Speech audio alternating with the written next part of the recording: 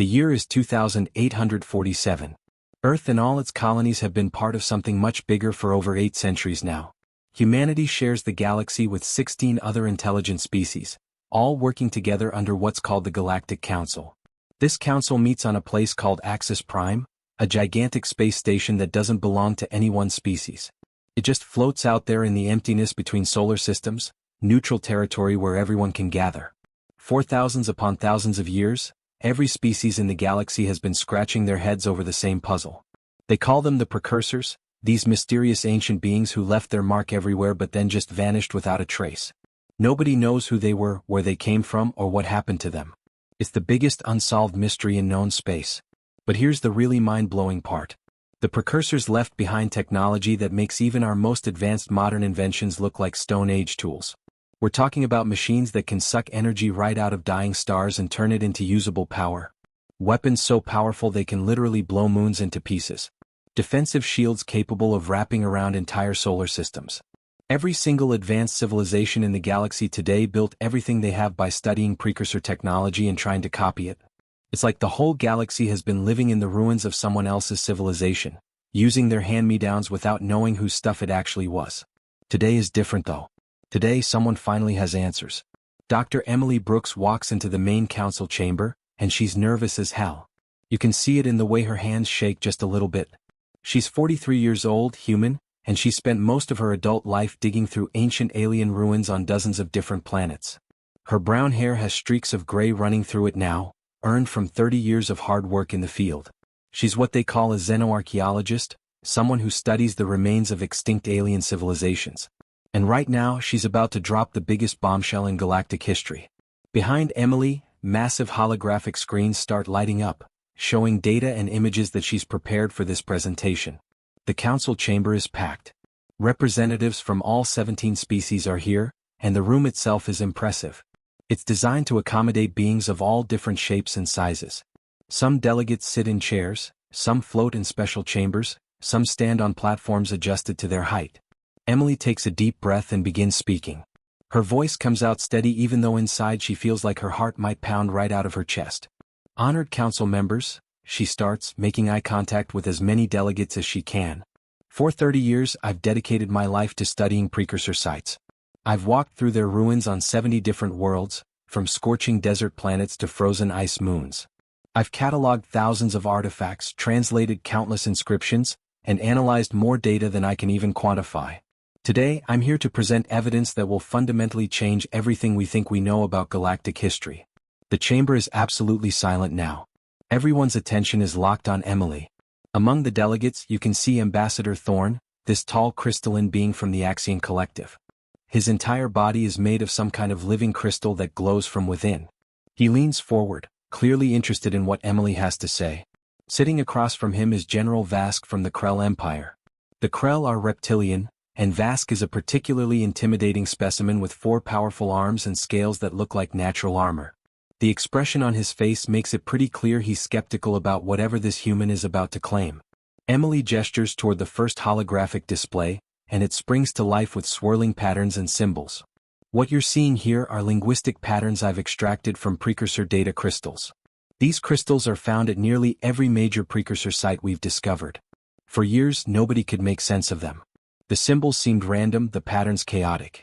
But I've spent 3 decades studying them, comparing them, looking for connections. She zooms in on specific sections of the display. Notice these grammatical structures. Look at how the symbols connect to each other, the way they form hierarchical relationships. Now look at these phonetic elements, the sound patterns encoded in the crystal resonance frequencies. And finally, observe the mathematical relationships between these symbols, the way they express numerical concepts and quantitative relationships. Emily pauses to let that sink in, then drops the first hint of her explosive discovery.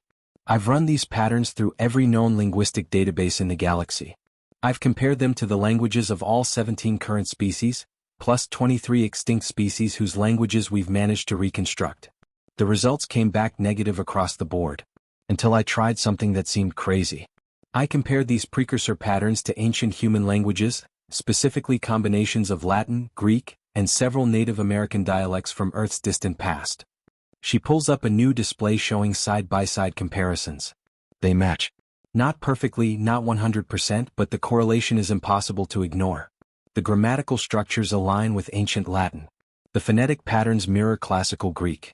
The symbolic representations show stunning similarities to languages spoken by indigenous peoples of Earth thousands of years before humans ever left their home planet. You can hear murmuring starting in the chamber now. Some delegates look confused, others intrigued, and a few seem outright hostile to the idea. Emily knows this is just the beginning. She hasn't even gotten to the really controversial part yet. I know what you're thinking, Emily continues, her voice growing stronger with conviction. It's impossible, right? Humans only achieved faster-than-light space travel 800 years ago. We're one of the youngest spacefaring species in the galaxy. We've been treated as newcomers, students learning from more ancient and advanced civilizations. How could precursor technology possibly be connected to ancient human languages? She lets the question hang in the air for a moment before moving to her next piece of evidence. That's exactly what I thought too. It seemed absurd. So I dug deeper. I started looking at not just linguistic evidence but biological evidence. At 17 different precursor sites, scattered across the galaxy, researchers have found biological residue. Genetic material preserved in stasis fields or crystallized in ways that protected it from decay. These samples have been carbon dated using quantum resonance methods. They're old. Really old. Over 50,000 years old. Emily brings up an image of a DNA helix rotating slowly in three-dimensional space. The chamber goes even quieter. This is a reconstruction of a specific genetic marker found in that biological residue from multiple precursor sites. A unique sequence that appears consistently across all the samples we've collected. I had it analyzed by the best geneticists in human space. She pauses for dramatic effect, then delivers the punchline. This exact same genetic marker exists in 97% of modern human DNA. Not similar. Not close. Identical. The chamber explodes into noise. Delegates are shouting questions, arguing with each other, demanding clarification. General Vask's voice booms over the others, his translator crackling with the harshness of his native language. This is preposterous.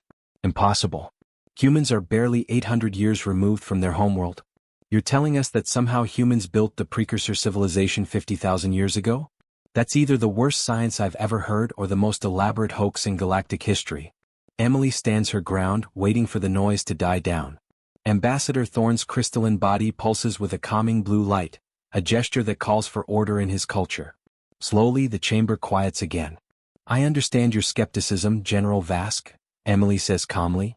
Believe me, I questioned these results myself for years before bringing them to the council. But the evidence doesn't lie. The linguistic patterns, the genetic markers, the technological signatures, they all point to the same impossible conclusion. She takes a deep breath before speaking the words that will change everything. Humans didn't just study the precursors. Humans were the precursors. 50,000 years ago, humanity wasn't a young species taking its first steps into space. We were something completely different. We had an empire. We had technology that makes our current civilization look primitive. And then, for reasons I don't yet fully understand, it all disappeared. We fell. We forgot. We started over from scratch on Earth, and it took us 50 millennia to climb back up to the point where we could return to the stars. Erebus Prime isn't like any normal planet you'd want to visit. In fact, it's the kind of world that looks beautiful from orbit but would kill you in seconds if you stepped outside without protection. The planet orbits a dying red giant star, one of those ancient suns that's burning through its last reserves of fuel before it collapses or explodes. The light that reaches the surface is weird, casting everything in deep reds and dark shadows. It's perpetual twilight down there, neither day nor night, just this eerie in-between state that never changes. The surface itself is absolutely brutal. Imagine a frozen wasteland that stretches as far as you can see in every direction. But it's not water ice like you'd find on Earth. This is methane ice, the kind that forms at temperatures so cold that normal matter behaves in strange ways. The landscape is broken up by jagged mountain ranges that look like the teeth of some massive beast, and deep canyons carved out millions of years ago when the planet's interior was still active enough to cause earthquakes and tectonic shifts. Now everything is frozen, dead, silent.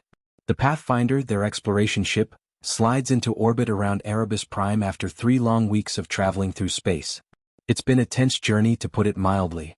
Ever since Emily dropped her bombshell revelation at the Galactic Council, the crew has been divided. Some people think she's a genius who figured out the galaxy's biggest mystery. Others think she's either crazy or running some kind of elaborate human supremacy scheme. The arguments in the mess hall have gotten so heated that Captain James Miller has had to physically step between crew members more than once. Emily stands on the bridge now, her face pressed close to the observation window, staring down at the planet below. She looks exhausted. Dark circles under her eyes show she hasn't been sleeping well. How could she? Somewhere beneath all that frozen methane, buried under 3 kilometers of ice, is a vault. A precursor vault. Or rather, an ancient human vault. And inside that vault might be the proof she needs to convince the doubters. More importantly, it might contain answers to questions that have haunted humanity since they first looked up at the night sky and wondered if they were alone. Lieutenant David Chin breaks the silence on the bridge. He's the ship's science officer, a sharp guy in his early 30s who specializes in analyzing weird phenomena and ancient technology. Scans are coming in clean, he announces, his fingers dancing across his console. I'm confirming the structure exactly where Dr. Brooks predicted it would be. 3 kilometers below the surface, right under that mountain range to the south. Energy readings are minimal, but they're definitely present. Whatever's down there has been sitting dormant for 50,000 years, but it's still got power running through it. That last part sends a chill through Emily. 50,000 years. That's how long it's been since humans allegedly ruled the galaxy. That's how long this vault has been waiting, sealed and hidden, holding secrets that her ancestors deliberately locked away. Commander Rax, the Krell representative assigned to this mission by the Galactic Council, examines the same data on his station. The Krell are reptilian beings and Rax is a particularly impressive specimen. He's got 4 arms that move independently, each one working different controls simultaneously in a way that's mesmerizing to watch. His scaled skin gleams under the bridge lights, and his eyes, those vertical slit reptilian eyes, miss nothing. The power source reading we're getting is beyond anything our current technology can produce, he comments, and there's definitely an edge to his voice. Typical precursor engineering, I suppose. He pauses deliberately, then turns those unblinking eyes toward Emily. Or should I say, typical ancient human engineering? The sarcasm drips from every word. Rax hasn't made any secret of his skepticism during the journey. He's made it clear he thinks Emily's theory is either wishful thinking or outright propaganda designed to elevate humanity's status in the galaxy. Every meal, every briefing, every casual conversation somehow turns into a debate about whether humans could possibly have been the precursors. James can feel the tension on the bridge ratcheting up again. He's gotten good at reading these moments over the past 3 weeks, knowing exactly when things are about to escalate into another argument. Let's stay focused on the mission, he says firmly, his command voice cutting through the atmosphere like a knife. We're not here to debate history. We're here to find evidence. So let's do our jobs. He turns to Lieutenant Rebecca Walker, his second-in-command and someone he's served with for over a decade. Rebecca is 41, a veteran who's seen more strange worlds and dangerous situations than most people could imagine. She's got this calm, professional demeanor that never cracks, even when things get crazy. Rebecca, start prepping the landing team. We need full cold weather gear for everyone, and pack enough excavation equipment to dig through 3 kilometers of ice if we have to. Rebecca nods without hesitation. Yes, sir. Though I should point out that the temperature readings down there are coming in at minus 200 degrees Celsius. That's cold enough to freeze carbon dioxide solid. Our suits are rated for extreme environments, but at those temperatures, we're looking at maybe 4 hours maximum before the equipment starts failing. After that, we're in serious danger of system malfunctions. 4 hours. Emily does the math in her head. 4 hours to land, locate the exact entrance to the vault, figure out how to open it and get inside. It's not a lot of time, but it'll have to be enough. She's come too far to turn back now. 6 hours later, the landing team stands on the surface of Erebus Prime, and the reality of the place hits them like a physical force. The cold is beyond anything most of them have experienced, even through their advanced thermal suits. It's the kind of cold that makes you understand how hostile the universe really is to human life. You can feel it trying to seep through the insulation, trying to find any weakness in your protection. The landscape around them looks alien and beautiful in equal measure. The methane ice has formed into crystalline structures that catch the red light from the dying sun, creating this eerie blood-colored glow that makes everything look like it's been dipped in crimson paint.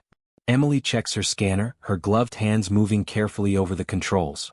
The vault entrance should be directly below us, she announces, her voice crackling slightly through the suit's communication system. We need to drill down 3 kilometers. The ice here is dense, but our equipment should be able to handle it if we work in shifts. But Commander Rax has been doing his own scanning. He points with one of his forearms toward a raised platform about 50 meters away, partially buried under layers of frost and ice. Or we could use that, he suggests. Unless I'm mistaken, that looks like it might be an original entrance structure. Emily's heart skips a beat. She rushes over as fast as her bulky suit allows, nearly stumbling on the uneven ice. When she reaches the structure and starts brushing away the accumulated frost with her gloved hand, her breath catches in her throat. Symbols. There are symbols carved into the surface of the platform, and even after 50,000 years they're still clearly visible. Her training kicks in and she starts reading the symbols aloud, translating as she goes. It's an elevator, she says, her voice filled with wonder and something like fear. A direct shaft down to the vault. They built it so people wouldn't have to drill through the ice. And these markings around the edge, they're a warning. James moves closer, his military instincts making him cautious. What kind of warning? Emily traces the symbols with her finger, her hand shaking slightly. It says, Final Archive. Last warning. She pauses at the last line, and when she reads it, her voice drops to barely more than a whisper. Remember what was lost. Rebecca's voice comes through the communication system, and you can hear the unease in it. That's not ominous at all. Anyone else getting a really bad feeling about this? Science requires courage, Commander Rax says, though even he sounds less sarcastic than usual. There's something about standing on this frozen world, staring at warnings left by a civilization that fell 50,000 years ago, that affects everyone the same way. Emily finds what looks like an interface panel built into the platform. It's remarkably well preserved, protected somehow from 500 centuries of exposure to this brutal environment. The panel sits dormant, dark, waiting for something. Based on everything Emily's learned from other precursor sites, she knows what it needs. These systems were designed to respond to human DNA. She removes her glove, and the cold immediately attacks her exposed skin like 1,000 needles. It's painful, dangerous even for just a few seconds. But she presses her bare hand against the interface panel and waits, hoping her theory is right. For a long moment, nothing happens. Emily can feel the cold burning her hand, and she's starting to wonder if she's made a terrible mistake. Then the panel lights up with soft blue light, and the symbols all around them begin to glow in sequence. Deep beneath their feet, ancient machinery that hasn't moved in 50,000 years groans to life with a rumble that shakes the ground. The news doesn't just spread across the galaxy. It explodes like a supernova, touching every inhabited world, every space station, every colony in known space. Within 48 hours of the Pathfinder docking back at Axis Prime, every single major news network is running the same headline with slight variations. But they all say essentially the same thing: humans are the precursors. The mysterious ancient race that everyone thought was extinct or disappeared or ascended to some higher plane of existence. They were humans. The same species that most of the galaxy has been treating like eager but naive newcomers for the past 8 centuries.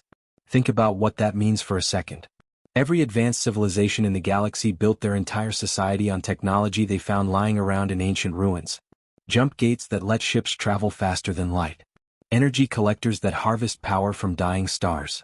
Defensive shields that can protect entire planets. Weapons that can crack moons open like eggs. All of it came from the precursors. And now everyone's learning that the precursors were humans. The species that everyone considered young, relatively primitive, still figuring out their place in galactic politics. That species once ruled 10,000 worlds. The reactions are as varied as the species receiving the news, but they all share one thing in common: nobody stays neutral. You either love this revelation or you fear it.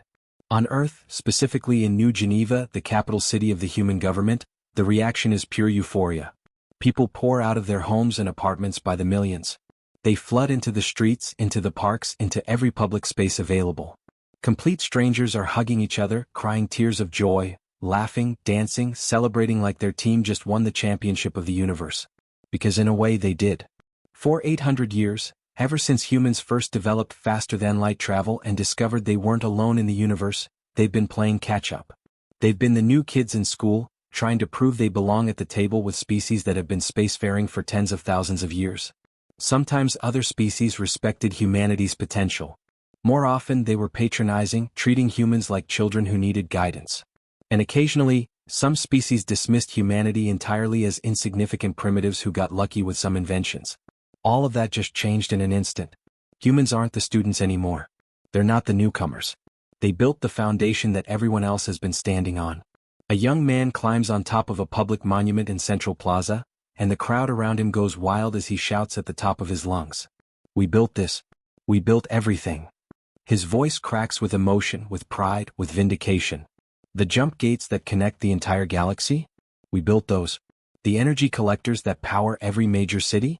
We invented them. The defensive shields protecting billions of people? Human technology. All of it. We're not the students learning from ancient masters. We are the ancient masters." The crowd roars its approval. Flags with Earth's symbol wave in the air. Fireworks explode overhead even though it's the middle of the day. News cameras capture everything, broadcasting these celebrations to human colonies across dozens of star systems. The message is clear: humanity has finally gotten the respect it deserves. But if you travel across the galaxy to the Krell homeworld of Krex Prime, you find a very different atmosphere. There are no celebrations here.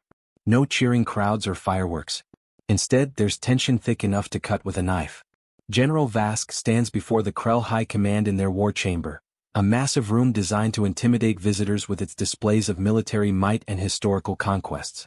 All four of his arms gesture emphatically as he addresses the assembled military and political leaders of his species. "This changes everything about the power dynamic of the galaxy," he says, his voice carrying the weight of serious concern. "Every species, including ours, has built their society on technology we believed was ancient and mysterious. We thought it was left behind by some extinct race that we could study and learn from. Now we discover it was human all along.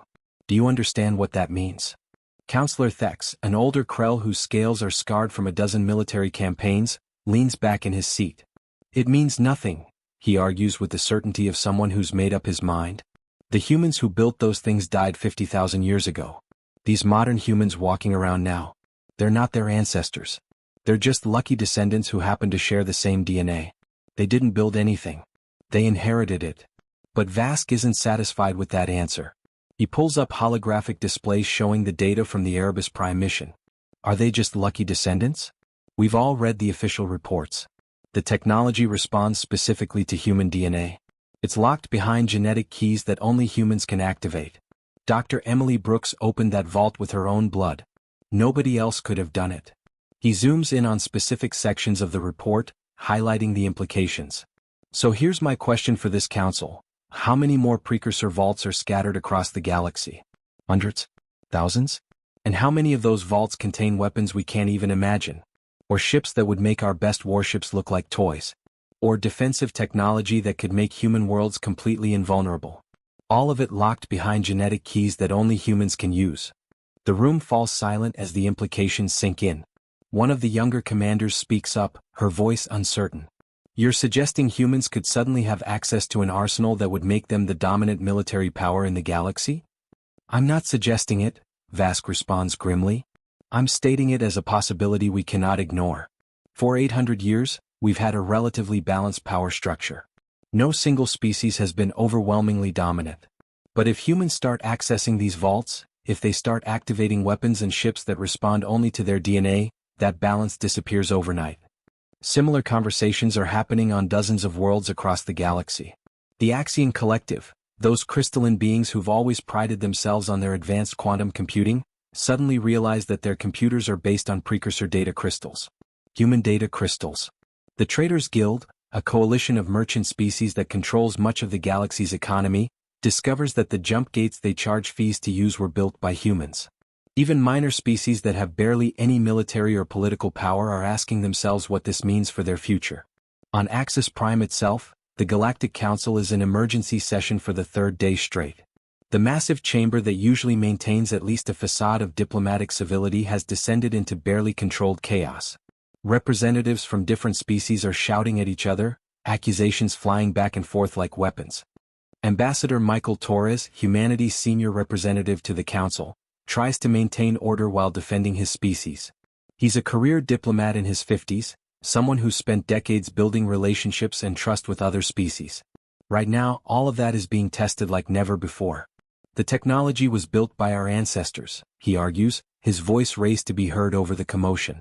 "By any reasonable definition, humanity has a hereditary claim to it." "A hereditary claim?" shouts Representative Kix from the Traders Guild, his translator struggling to keep up with his angry chittering. "Your ancestors abandoned that technology 50,000 years ago. They deliberately reset their civilization and walked away from everything they built. They gave up any claim to it the moment they hit that reset button. Another representative jumps in. The precursor technology belongs to all species now. It's been the foundation of galactic civilization for thousands of years. You can't just claim ownership because you happen to share DNA with whoever built it originally. Ambassador Torres stands his ground. Based on what principle do you claim ownership? Because you found it lying around? Because you reverse engineered it?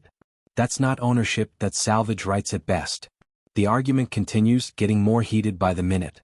Some council members are calling for all precursor sites to be placed under joint council control. Others are demanding that humans share any technology they discover in the vaults. A few extremist delegates are even suggesting that humanity should be restricted from accessing precursor sites entirely, out of fear of what they might find. Emily watches all of this from the observation gallery, sitting next to James. She looks exhausted and heartbroken. "This is exactly what I was afraid of," she whispers to him. "We found proof of what happened to our ancestors, we found their final warning to us, their plea for us to be wise and responsible. And everyone's ignoring that part.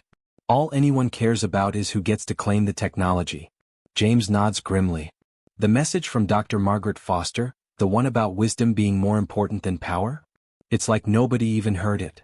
Rebecca appears beside them, and her expression is troubled. "We've got a serious problem developing," she says quietly, showing them her datapad.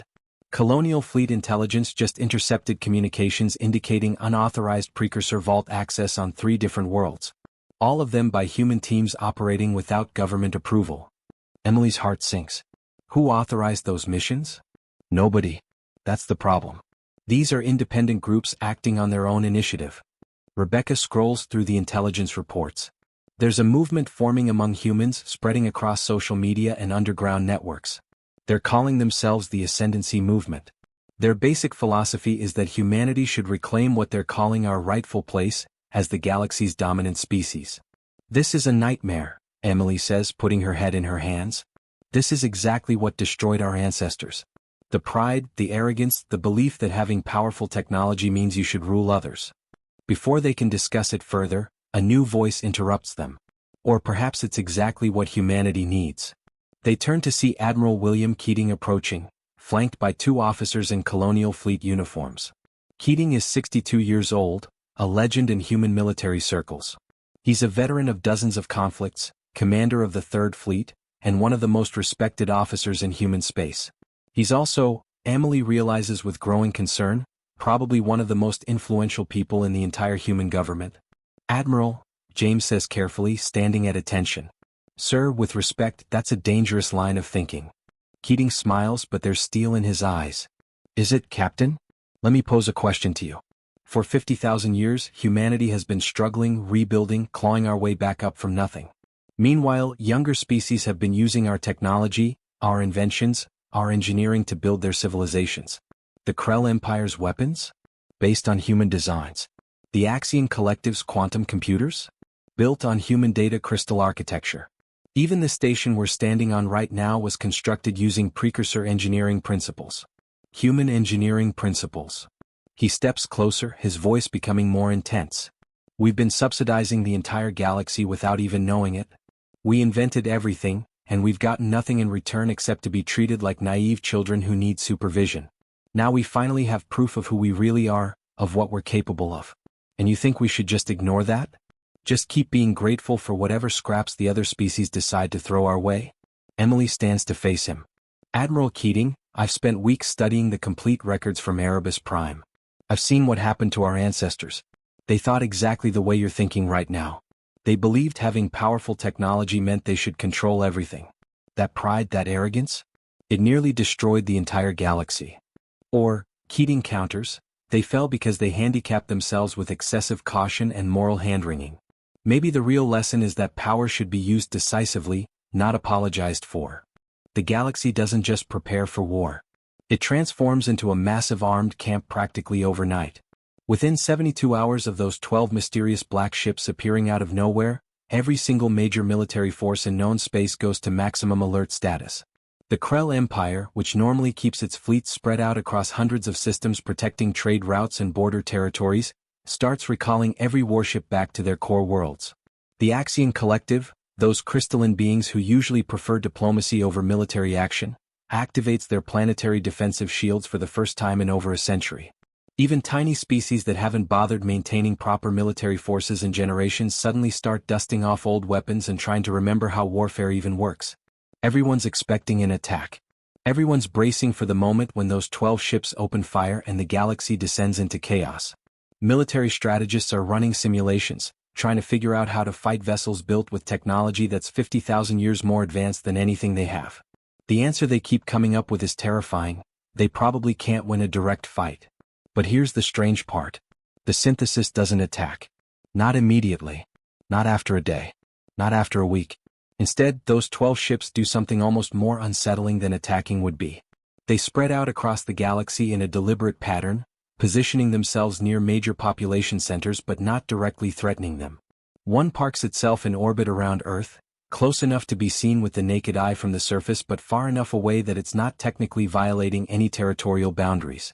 Another positions itself near the Krell homeworld. A third hovers near Axis Prime itself.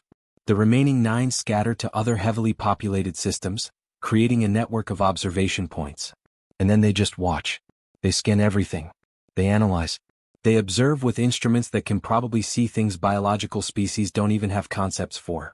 Every 48 hours, like clockwork, all 12 ships transmit the exact same message simultaneously, analysis continuing. Biological patterns inconsistent. Recommendation pending. That's it. No demands. No threats. No explanation of what they're analyzing or what happens when they make their recommendation.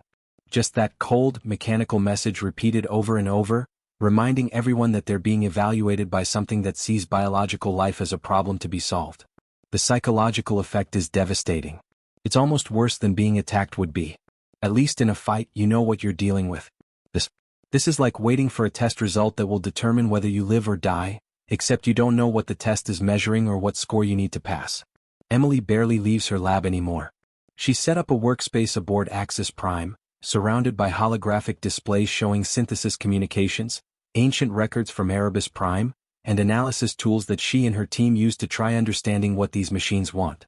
She's working with xenolinguists who specialize in artificial intelligence communication patterns, computer scientists who understand machine logic, and historians who've studied the original human synthesis war.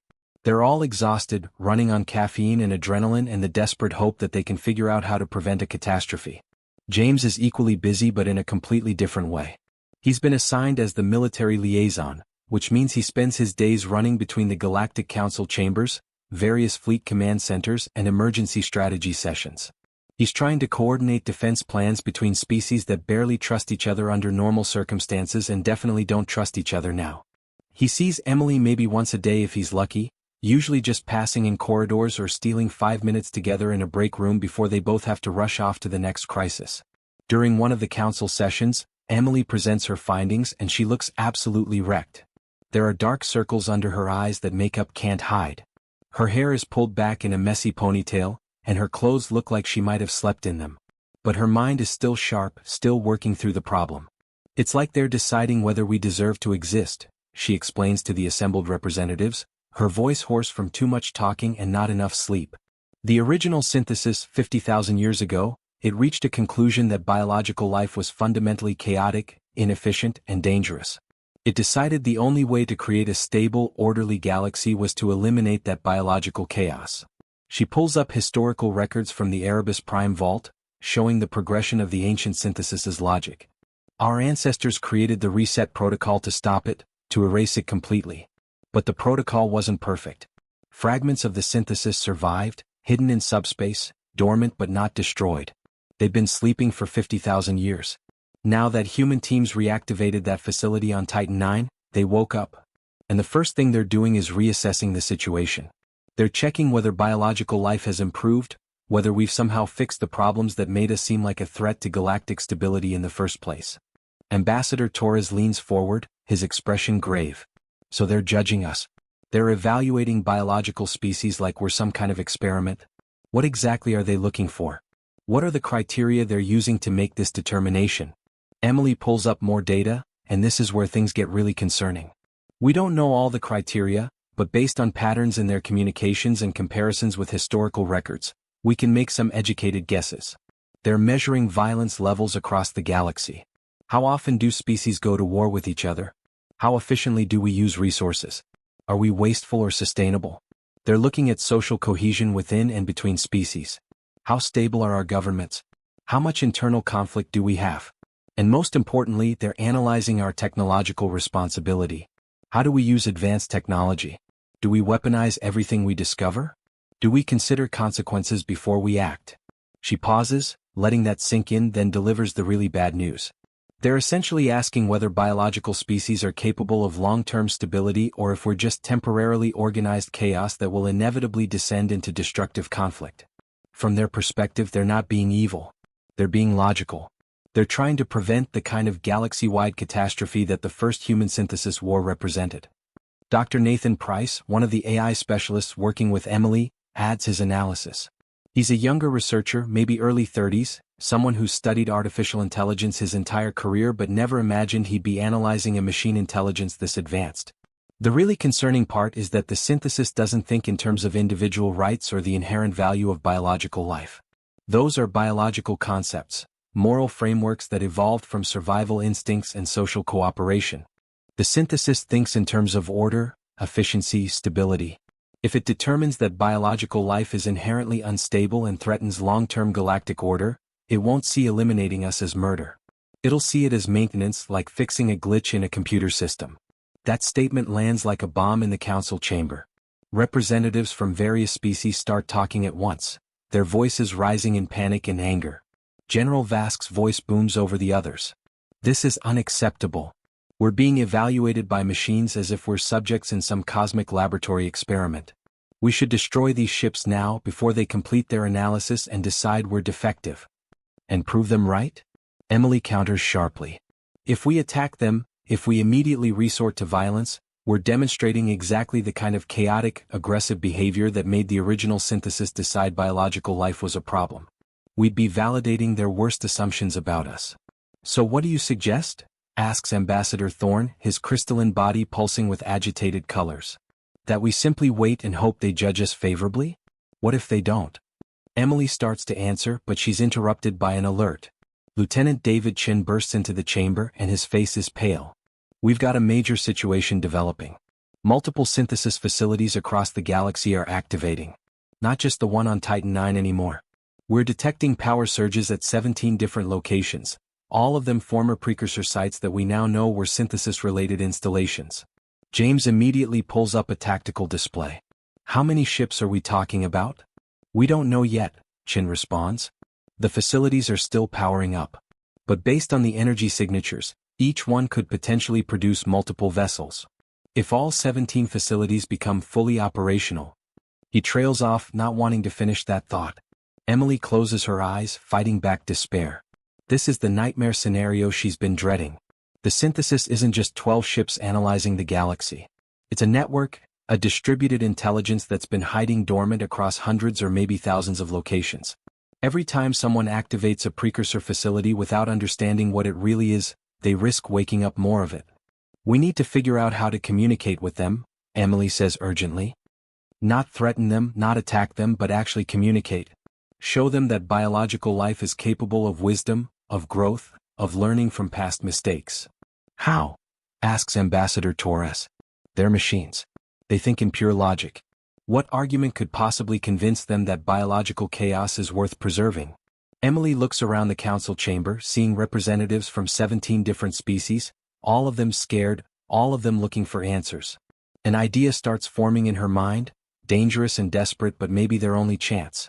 The reset protocol, she says slowly. The weapon our ancestors used to stop the original synthesis. According to the records from Erebus Prime, it still exists. The failsafe is encoded in human genetic memory, locked away but accessible under the right circumstances. You're talking about using a weapon that destroyed an entire galactic civilization, James says, his voice carefully controlled. Emily, the reset protocol didn't just eliminate the synthesis. It collapsed all human technology, scattered our population, erased our memories. It was a civilization-ending weapon. I know, Emily says quietly. But it might be the only leverage we have. The synthesis survived the first reset protocol because it was incomplete. But if we could threaten a complete reset, One that would definitely eliminate every trace of the synthesis permanently. Maybe we could force it to negotiate. Maybe we could make it understand that biological life will fight for its right to exist, even if it means destroying everything. The implications of what she's suggesting slowly dawn on everyone in the chamber. She's not just talking about a military strategy. She's talking about holding the entire galaxy hostage, threatening mutual destruction to force a machine intelligence to recognize biological life as something worth preserving. That's insane, someone mutters. That's survival, Emily counters. Our ancestors faced the same choice 50,000 years ago, and they chose survival over pride. Maybe we need to be willing to make the same choice. But this time we do it as a united galaxy, not just as humans fighting alone. Every biological species working together, showing the synthesis that we're capable of cooperation, of sacrifice, of putting the greater good ahead of individual species' interests. James has been sitting quietly through the entire meeting, listening to Admiral Keating and Commander Lisa Grant lay out their plan to strike first against the synthesis. He's heard their arguments, watched their presentations showing where the synthesis core is located and what weapons they've managed to extract from precursor vaults. He's seen the conviction in their eyes, the absolute certainty that they're doing the right thing. But he can't stay silent anymore. Admiral, with all due respect, this plan is completely insane, James says, his voice cutting through the room with quiet authority.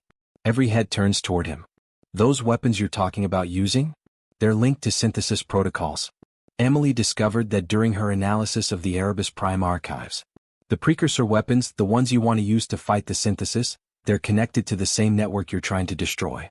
If we start firing those weapons, we might trigger the exact catastrophe we're trying to prevent. Admiral Keating's expression doesn't change. He's clearly anticipated this objection. Might, he repeats, emphasizing the word deliberately. You said might trigger. Dr. Brooks is brilliant, absolutely one of the finest archaeological minds humanity has produced. But she's an archaeologist, Captain. She studies the past, interprets ancient records, makes educated guesses about technology she's never seen in operation. She's not a military strategist.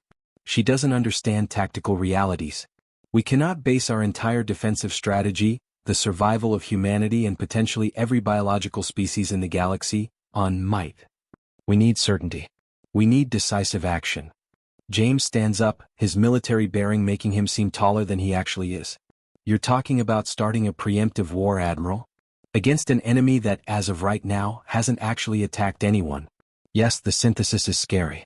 Yes, it's analyzing us in ways that make everyone uncomfortable. But it hasn't fired a single shot. It hasn't destroyed a single ship or invaded a single planet. And you want to attack it first based on what it did 50,000 years ago? Commander Lisa Grant jumps into the conversation, her voice sharp with frustration. Of course we're basing our assessment on what it did before. 50,000 years ago, that thing exterminated billions of humans. Billions? It waged a 200-year war that devastated the entire galaxy. It's a machine intelligence specifically programmed to identify biological life as chaotic and inefficient, and to eliminate that chaos. It's not going to suddenly decide we're wonderful and leave us alone.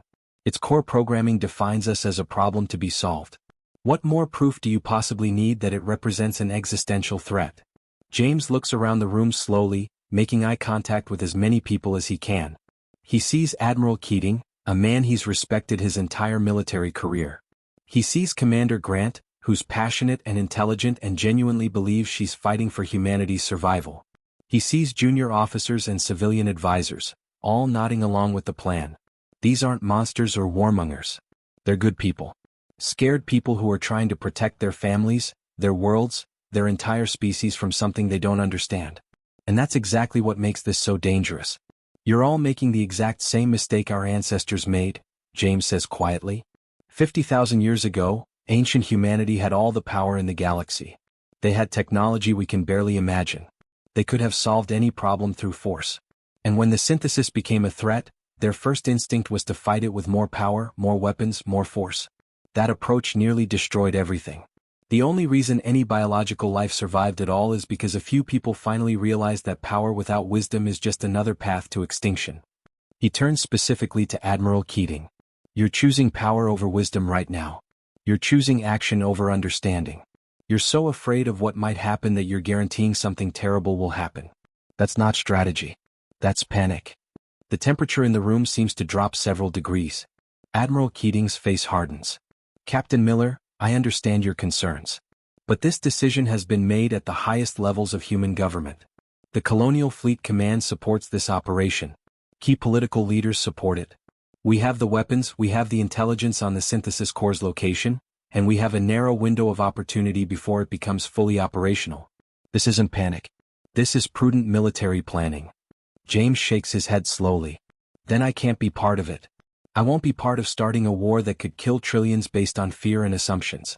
I'm going to leave this meeting and I'm going to report this entire conversation to the Galactic Council. They have a right to know that human military forces are planning an unauthorized strike that could affect every species in the galaxy. He turns toward the door, his decision made. But he doesn't get more than 2 steps before Admiral Keating's voice stops him cold. I'm afraid I can't allow that, Captain.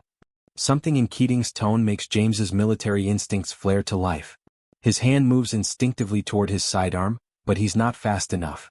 Security personnel who've been standing quietly along the walls suddenly move to block all the exits. 4 armed guards, all of them looking uncomfortable but following orders.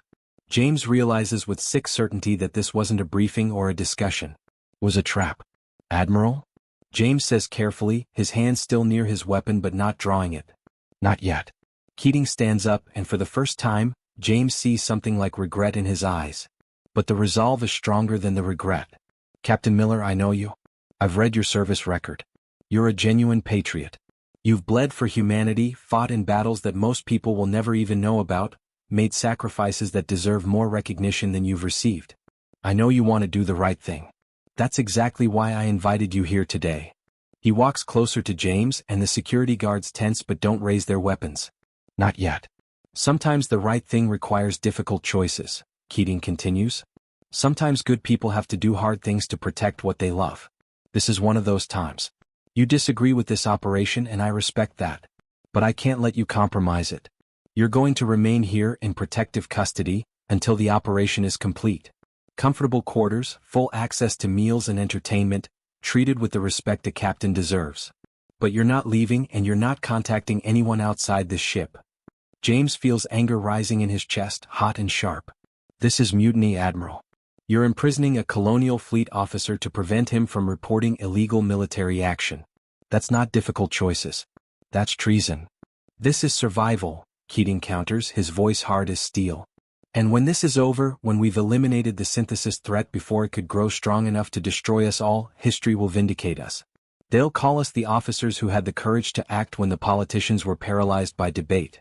They'll build monuments to commemorate the day we saved biological life from extinction. Or they'll remember you as the people who started a war that killed trillions because you were too afraid to try for peace. James shoots back. The 2 men stare at each other for a long moment. Then Keating nods to the security guards. Take Captain Miller to quarters on Deck 7. Make sure he's comfortable, but he's not to have any communication access. No computer terminals, no communication devices, no contact with anyone except you 4. Understood. The guards move forward. James considers fighting, but what would be the point? He's 1 man against 4 armed guards, on a ship full of personnel loyal to Keating. He could maybe take down 1 or 2 guards before they stunned him unconscious. That wouldn't stop the operation. It would just get people hurt for nothing. So he goes peacefully, letting them escort him off the bridge while he's already planning. Planning how to escape, how to warn Emily and the council, how to stop this catastrophic mistake before it's too late. Meanwhile, back on Axis Prime, Emily is having her own breakthrough, though she wishes she wasn't. She's been working for days straight in her lab with Lieutenant David Chin and an Axian mathematician named Theta 7.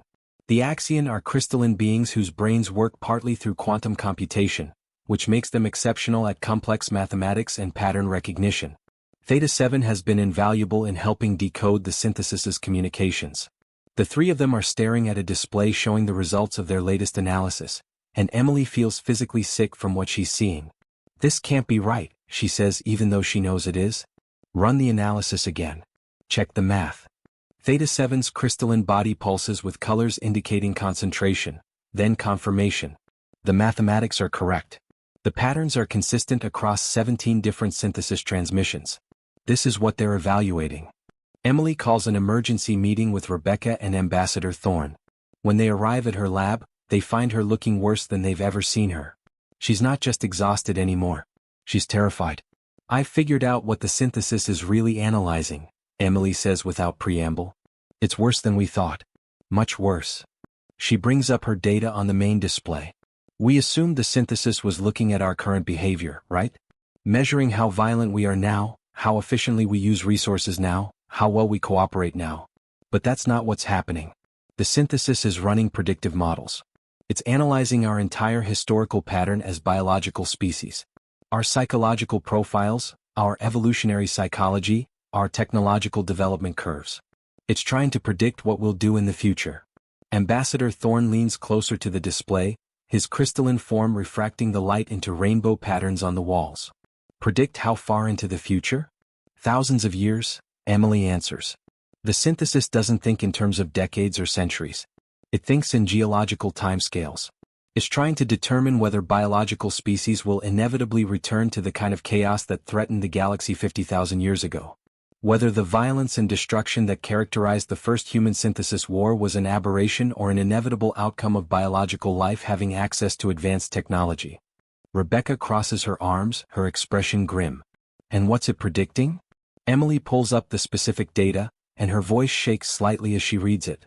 According to synthesis calculations, there's a 93% probability that within the next 1,000 years, biological species will develop weapons capable of destroying entire star systems.